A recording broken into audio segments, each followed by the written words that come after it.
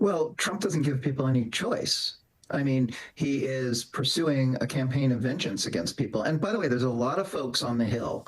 I'm old enough to remember, actually, a 2-year-old would be old enough to remember Lindsey Graham telling Donald Trump to forget about January 6th and move on with his life, right? He is not doing so. And now he has an entirely compliant FBI. More than compliant, Kash Patel, the FBI director, is somebody who essentially created an enemies list or a list of targets based on Trump's grievances, who are now compliant with his agenda to go after political opponents and people he describes as personal enemies. So this is just an example of Trump is bending the steel of the system. The system is adjusting, and the people who formed the infrastructure of law and order and criminal justice in this country are having to bend or they will break. Smith doesn't really have, Andrew Weissman, Smith, none of these people who are targeted, I think, particularly have a choice in the matter. If they don't speak out and defend themselves, they're going to face a very dismal fate.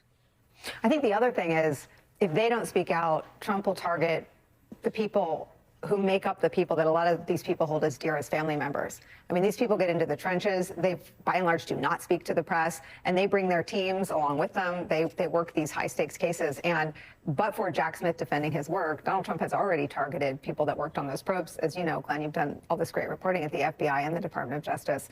I imagine there's a part of them that speaks out to say, if you want to gut the department, the people that worked on my cases, you got to go through me.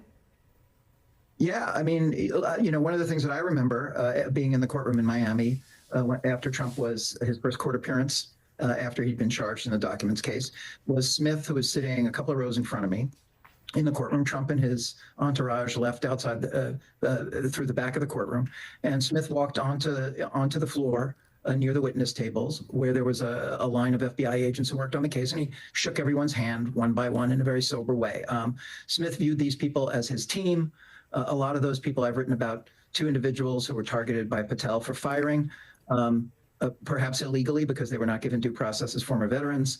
There has been a winnowing of the folks who worked on those cases, and also in the U.S. Attorney's Office, where there was just essentially forced retirements or firings of everyone who worked on J6. What is the one thing I just want to make a point here is this is not just sort of about vengeance, achieving vengeance. It's about rewriting history. And I think that's what Smith was trying to say in his George Mason speech, that by moving the priorities of the government to go after the individuals who prosecuted these cases, you are, in a sense, attempting to rewrite history, to say that what they did on January 6th was not only legal, but justified. Glenn Thrush, Mark Harris, thank you so much for starting us off on this breaking